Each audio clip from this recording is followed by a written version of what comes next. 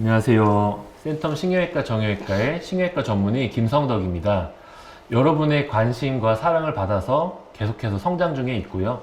저희는 이를 더 정확한 진단으로 보답하고자 MRI 검사를 시행하게 되었습니다.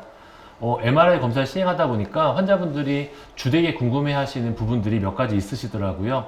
그래서 오늘은 그 부분에 대해서 우리 병원의 방사선사 이호건 선생님을 모시고 그 질문에 대한 답을 해보는 영상을 간략하게 찍어보려고 합니다. 선생님 인사해 주시죠. 네, 안녕하세요. 센텀 신경외과 정형외과 방사선사 이호건입니다. 네, 그러면은 바로 질문에 들어가 볼게요.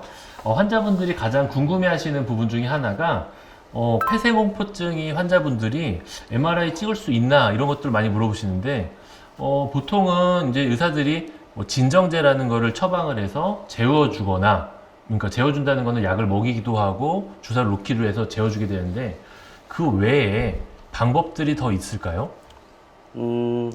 폐쇄공포증 환자분들은 경증이나 중증에 따라서 검사 가능 여부가 판단되는 것도 있겠지만 그보다 검사하는 그 당일에 환자분의 안정 상태나 컨디션에 따라서 검사 가능 여부를 판단해 보는 것도 좋을 것 같습니다. 이런 환자분들은 시도해 볼 수 있는 몇 가지 사항들이 있는데요. 시각적인 요소를 차단하기 위해서 안대를 착용해 볼 수도 있고요. 노래를 듣고 안정을 취하기도 합니다. 그리고 자세가 변경될 수 있는 검사라면 환자분들의 자세를 조금 변경해서 촬영을 시도해 볼 수도 있을 것 같습니다. MRI 찍을 때 자세를 좀 변경해도 사진의 촬영에는 문제가 없습니까? 사진을 찍을 때 이제 스캔 부위에 환자분의 환부가 충분히 들어온다면 검사에는 무리가 없을 것으로 생각됩니다. 그 얘기는 통이 있으면 머리 먼저 들어가야 되는데 다리 먼저 들어가서 찍을 수도 있다 이런 표현인가요? 네, 물론 검사 부위가 그렇게 된다면 가능합니다. 그렇게 되면 아마 환자분들이 이 통 안에 이렇게 얼굴이 들어가 있으면 되게 답답해서 문제일 텐데 아마 얼굴이 좀 바깥쪽에 나와 있다 그러면 확실히 폐쇄공포증 있는 환자분들은 좀 덜 할 수 있겠네요. 그렇죠? 네네. 네, 다음 질문인데요. MRI 검사에서는 방사선에 노출되지는 않나요? 인데요. 어떤가요? MRI 검사는 방사선 피폭이 없습니다. 일반적으로 엑스레이나 CT 같은 경우에는 방사선을 이용해서 영상을 만들기 때문에 방사선 피폭이 항상 따라다니는데요. MRI 장비 같은 경우는 자기장을 이용해서 영상을 만들기 때문에 어떻게 큰 자석으로 영상을 만들어낸다고 보시면 돼요. 그래서 검사 중에 방사선이 나오지 않기 때문에 걱정 안 하셔도 될 것 같습니다. 그렇군요. 그러면은 임산부도 당연히 촬영을 할 수가 있는 건가요? 네, 물론 임산부도 가능하세요. 임산부들도 검사를 하는데 임산부들께서 걱정하시는 게 임신 초기에 이제 너무 태아가 생긴 지 얼마 안 됐으니까 걱정을 많이 하시는데요.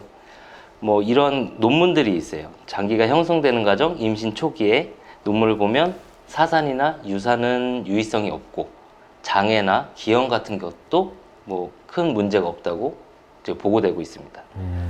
그래서 검사가 필요하신 임산부들은 이제 전문의 선생님들과 충분히 상의하시고 필요한 검사를 진행해 보셔도 될 것 같아요.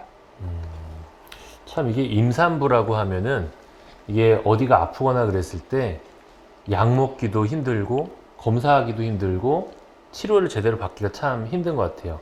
아까 얘기한 것처럼 그 초기, 이제 임신으로 따지면 아마 1분기 쪽 앞쪽을 얘기하는 걸 텐데 그때는 참 이게 당연히 피하는 게 좋고 2기나 3기가 됐을 때는 그때도 이게 방사선이 없다고 하더라도 이게 외래에서 환자분들 보다 보면 좀 불안해하세요.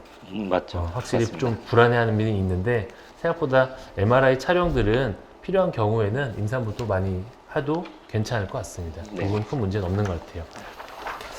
좋아요. 그러면은 간단하게 이제 마지막으로 MRI 검사할 때 이런 부분들은 좀 주의하면 좋다. MRI 촬영날 이런 것들은 어떻게 하고 오면 좋다. 이런 부분들이 있으면 이야기를 한번 해주면 좋겠는데요. MRI 검사할 때 먼저 직원의 안내에 따라서 금속성 소지품은 빼셔야 됩니다. 예를 들어서 신용카드, 열쇠, 핸드폰, 요즘에는 스마트워치 같은 경우는 이제 환자분들의 안전사고에도 조금 노출될 수 있고 소지품 파손 등이 있을 수 있어가지고 외부에 보관하시는 것이 좋습니다. 그리고 환자분들 경우에 머리나 뇌 쪽으로 MRI 검사를 진행하시는 분들이 있는데 여성 같은 경우 화장을 하고 오시는 분들이 많으세요. 네, 화장 같은 경우는 이제 성분에 따라서 MRI 영상에서 좀 왜곡을 나타낼 수 있고 그래서 그것 때문에 정확한 영상 판독이 좀 어려울 수 있어서 재검사가 필요할 수 있기 때문에 환자분들은 화장을 모두 지우고 검사하는 것이 원칙적으로 맞습니다. 화장품. 화장품은 되게 생소하네요. 화장품에 화장품 때문에 MRI 다시 찍어본 적도 있어요? 물론 있습니다.